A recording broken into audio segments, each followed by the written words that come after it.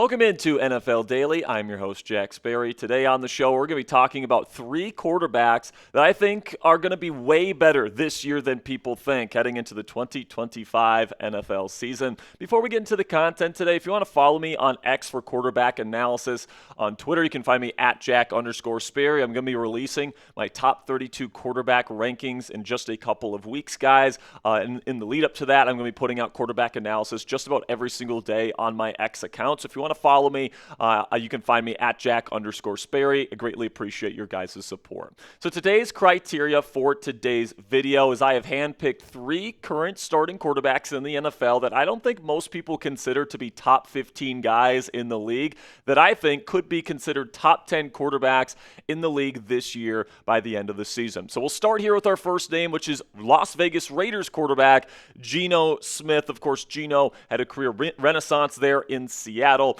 Ended up making a playoff with them, and then ended up going to the Las Vegas Raiders, being traded to them this offseason, getting a nice contract with the Silver and Black. Last year's PFF Grade ranked 9th in the National Football League in Seattle. And Geno's arm talent, with his ability to make some just crazy throws on film, is just why Geno Smith is one of a film studier's favorite quarterbacks. When you pull out the film with Geno Smith, there's at least 2 to 3, sometimes 4 or 5 throws a game where you're like, I don't even know how he fitted into that window. That is an incredible throw from Geno Smith, but the numbers don't necessarily reflect, in my opinion, the arm talent that he brings to the table. His adjusted EPA per play last year was just 19th. His success rate was just 17th on his pass attempts. Now, his completion percentage over expectation there was 4th, so he was actually elevating the offense a little bit there. He was 13th in yards per attempt, but the touchdown percentage wasn't really great at all. He ranked 32nd in that category, and then middle of the pack in big-time throw percentage and turnover-worthy play percentage. But the Pro Football Focus grade at the end of the day was still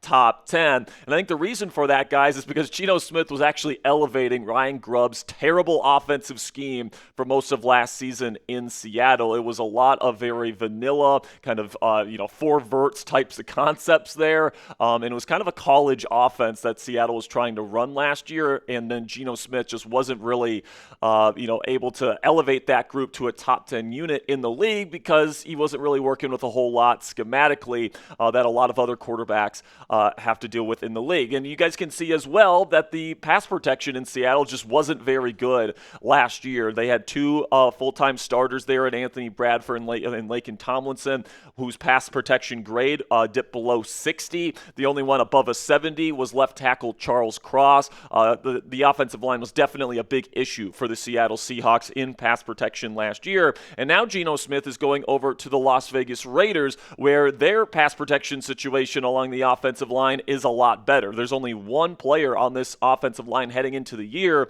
that had a pass pro grade last year of under 70. That was first-year player DJ Glaze, now going into his second year with the Raiders, and you can expect that number to go up. But it's a really good pass protecting unit in Las Vegas. That offensive line is the best it's been in Vegas in a while. And you guys can compare the average pass protection grades between these two offensive lines. And Geno, you can see, is going to get better protection this season. So that's going to help. And then another thing that's going to help out Geno Smith is that he's going to really be able to dive into the play action passing game because of Ashton Jeanty, the top draft pick for the Raiders this year, who I expect to be a really great running back right out of the box in the National Football League. Jeanty's also a really good receiving back, so he's going to be a really great outlet for Geno Smith to get to if there's nobody open in his progressions. So I'm really looking forward to seeing what Geno Smith is going to be able to do in this offense. And you guys compare Jeanty and what this new offensive line here with Las Vegas is going to be able to do in the run game versus what Seattle did for Geno last year. They were 25th in rushing EPA and 22nd in rushing success rate. So not a very successful rushing offense last year. Kenneth Walker dealt with injuries in Seattle, and Geno was kind of expected to carry that entire unit. He had some talented receivers, but the protection wasn't great. There wasn't really a run game, and the scheme wasn't doing him any favors.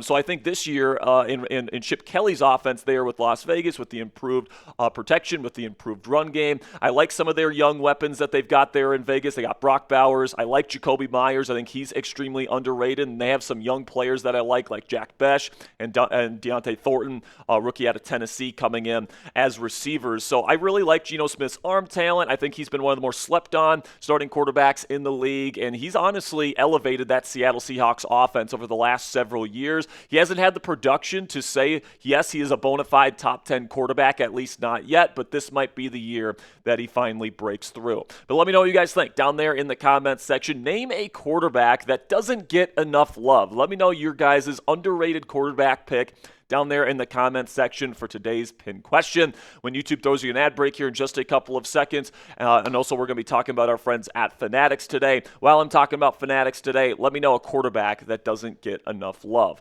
And with that, let's have a word from our sponsor today at Fanatics. And if you guys want a brand new game day shirt for your favorite NFL team, you guys can check that out right now by using our link, chatsports.com/NFL shirt, to pick up a shirt for your favorite team and player today. You guys can get these number shirts for your favorite quarterback or your favorite running back. Doesn't really matter. Even your favorite edge rusher, TJ Watt, just got paid that massive new contract extension with the Steelers yesterday. So if you guys want a brand new NFL shirt today with your favorite player's number and name on it, you can go chatsports.com/NFL shirt to make that happen.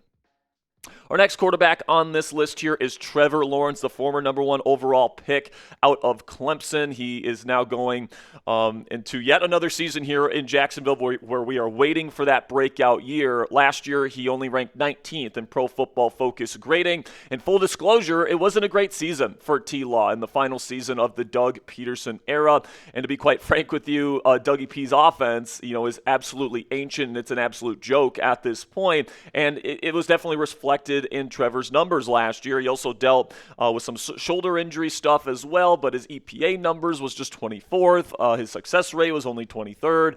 The completion percentage over expectation was just 32nd, so he wasn't super accurate last year. He was bombing the ball down the field with over 9 yards attempted per throw, and then he finished the year with 18th in yards per attempt, 25th in touchdown percentage, 15th in big-time throw percentage, and then 35th in turnover-worthy play percentage. So he was definitely putting the ball in harm's way quite a bit. But as I alluded to, guys, Doug Peterson's offense was an absolute joke last season, and frankly over the last 2 seasons, which is weird because Trevor Lawrence actually played pretty decently in this offense in 2022. We'll get into his numbers in that season here in just a second and why it's encouraging heading into the future. But new Jaguars head coach Liam Cohen is coming in, and his offense was fantastic in 2024. He runs a super modern passing scheme with a lot of creative screen looks, and he also uses motion into bunch looks. It's called dirty bunches, which is kind of a new concept in the National Football League, and he utilized those a lot in Tampa Bay to give Baker Mayfield a lot of easy looks, and Baker, as a result, was a top 10, arguably top 5 producer at the position last year, 5th in adjusted EPA, 5th in success rate, 2nd in touchdown percentage, and, he got the ball out quickly, too. He was top 10 in average time to throw. So this is a very quarterback-friendly offense that Liam Cohen is bringing to Jacksonville. And, some numbers that I think kind of indicate that last year's success in Tampa Bay, obviously Baker executed the offense, but he wasn't really elevating the unit. It was more about Liam Cohen's scheme, was that his average depth of target was 37th at just 6.8 yards per attempt there with the ADOT. So he was throwing the ball very close to the line of scrimmage. Then you got the big-time throw percentage, which ranked 24th, and his turnover-worthy play percentage, Baker's 30th in the league, and it was pretty much the exact same as his big-time throw percentage. So Baker was putting the ball in harm's way just about as much as he was elevating the unit last year in Tampa Bay. So I really like Liam Cohen's offense, guys, and I think it's going to be perfect for Trevor Lawrence, who we all know has the physical skill set. Now it's just about pairing him with the right offensive scheme and offensive personnel. And you got Brian Thomas Jr. coming off a stellar rookie campaign. You bring in Travis Hunter, who is one of the better receivers prospects in this year's NFL draft, and they paid a king's ransom to go get. So I really like this quarterback-friendly scheme along with the physical talent of Trevor Lawrence. And people forget, just 2 years ago, Trevor was kind of considered a borderline top 10 quarterback where he was 10th in adjusted EPA per play, 4th in success rate, 10th in completion percentage over expected, and then 4th in big-time throw percentage. So this guy's got a big arm. He can make those big plays, and he can elevate the offense offense when needed at times, but he's just needed a very nice foundational structure in terms of the scheme, and I think he's got that this year in Liam Cohen. So listen, Trevor's got to prove it this year, and this is going to be a big year for him because if he continues to struggle, even in Liam Cohen's offense, you do have to start to wonder if Trevor Lawrence is really ever going to get there. But I do think if he's going to have success with any offensive coordinator, it's going to be in an offense like the one Liam Cohen is bringing to Duval. So I'm very optimistic about Trevor Lawrence heading into this season. So click that thumbs up icon right now, guys, if you're enjoying today's show. We still got one more quarterback that we got to discuss on today's video. But if you love in-depth quarterback videos like this one, click that thumbs up icon to tell us that you want more quarterback content like this video. And then we'll finish today's video with Aaron Rodgers, the new Steelers quarterback. Of course, he's past the age of 40. Right last year, 18th in Pro Football Focus rating there in terms of the grade. And listen, guys, Aaron Rodgers hasn't been a top 10 quarterback in the NFL since his final MVP season in Green Bay in 2021. So that's 3 straight seasons where he has not played at a top 10 level. So, Jack, why are you talking about him like he's going to have a bounce-back season? Well, you guys can take a look at his numbers the last 4 seasons where he has been a part of the National Football League here. And you guys can see the 2024 numbers with the Jets and the 2022 numbers with the Green Bay Packers. Pretty stable there with around 27 touchdowns, about 3,700 yards passing, around 11 interceptions, and a QBR of around 45 or so, with a completion percentage sitting around 64%. And that's not nearly the kinds of numbers that he was putting up back in his MVP days, back in that 2021 season, where obviously that production speaks for itself. But, I will say that Rodgers hasn't been healthy the last 3 seasons. Back in 2022, Rodgers broke his thumb in Week 5. They ended up losing 5 straight games after he broke that thumb, and then they went on a run there at the end of the 2022 season where I think they won 6 of their final 7 games or something like that, almost led them to a playoff run late there in Green Bay in 2022. Then in 2023, 4 plays in, he tears his Achilles, which obviously wasn't ideal for Rodgers, so that season wasn't on him. And then 2024, I got to tell you guys, not only was he dealing with some injury adversity that not a lot of people talk about, but that situation in New York, I don't think any quarterback could have thrived under what the Jets were going through from an organizational standpoint last year. They fired their head coach after Week 5. They replaced their offensive coordinator midway through the season as well. They had an incoherent offensive line that consistently blew assignments, leading to more pressures and busted runs, 31st in rush yards per game, so they had no run game. They were 29th in scoring defense after they fired Robert Saleh, their defensive-minded head coach. They were 30th in made field goal percentage. Special teams cost the Jets multiple games last year. They were also the most penalized team in 2024. That shows bad coaching.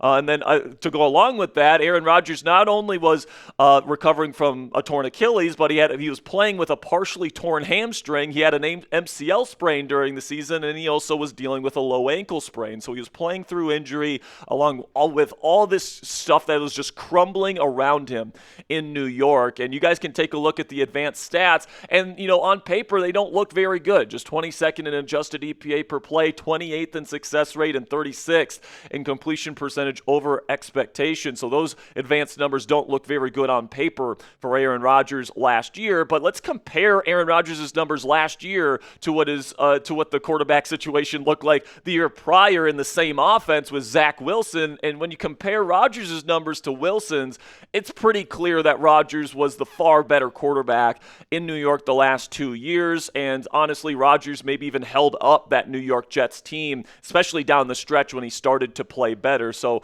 I do think that Rodgers at this point is an underrated quarterback at this point in his career. And you guys can see some of the more encouraging stats that he put up in New York last year. He was still top half of the league in touchdown percentage. He was still top 10 in big time throws. So he still has the arm talent to rip it into tight windows and make some big time throws down the field. And he was still top 5 in turnover worthy play percentage. So he has the lowest interception percentage in league history. He has the largest gap between touchdown and interception ratio in NFL history, and he's still protecting the football at a high level. And then there's the reality that other quarterbacks have gone to new teams, future Hall of Fame quarterbacks have gone to new teams past the age of 40 and have played extremely well. All right, Brett Favre, before he went on that great season run with the Minnesota Vikings, with the New York Jets, didn't have a great season. In fact, I think Rodgers' numbers were even better than Favre Favre's. The year before, he led the Vikings to the NFC Championship in 2009. And then Tom Brady's final year in New England. All right, you look at these numbers again. I think Rodgers' numbers are even better than the GOAT's in his final season in Foxborough. And then what happened? Of course, Tom Brady goes to the Buccaneers, a team that didn't make the playoffs the year before and ended up winning the Super Bowl in his first year with the organization. So I think it's absolutely plausible that Aaron Rodgers could go to the Pittsburgh Steelers and have success, especially because I think he's a perfect fit for offensive coordinator Arthur Smith's offense. All right, they're going to be a run-heavy offense, so it's going to be a lot of play action. It's going to be a lot of throwing over the middle of the field. Off of that play action, I think Rodgers had his best years of his career in an offense like this with lots of play action, a heavy run game, throwing the ball over the middle of the field with Matt LaFleur there in Green Bay. They got DK Metcalf in there that's going to play like that A.J. Brown role in this Arthur Smith offense. They got a great defense to support him. They're just asking Aaron Rodgers to not turn the football over and make some big-time throws from time to time to help them win football games, and I think he's still perfectly capable of being that type of quarterback at this point in his career. I have a full breakdown on our Steelers channel, breaking down the Steelers offense this year, guys, and why I think Arthur Smith might have his best offense ever with the Pittsburgh Steelers this year with Aaron Rodgers at quarterback. I'll put the link to that one in the comments and description of today's show if you want to check out that video on Steelers Talk today. So who's going to have the best season? Out of all the quarterbacks that we talked about today, who's going to be the best quarterback on this list? Type GS if you think Geno Smith, type TL if you think Trevor Lawrence, or type AR if you think Aaron Rodgers. Now today we talked about the underrated quarterbacks, but we actually talked about 3 quarterbacks I think are a little bit overrated in a video that we put out last week. If you want to check out that video, I'm going to put the link to that one in the comments and description of today's show, and put the chip in the top right if you want to check out that one. So that'll be it for today's edition of NFL Daily. Thank you guys so much for sticking around with me here to the end of today's show. Again, let me know a quarterback that you think doesn't get enough love down there in the comments section. Click that subscribe button for more quarterback videos like this one. Until next time, guys, peace out.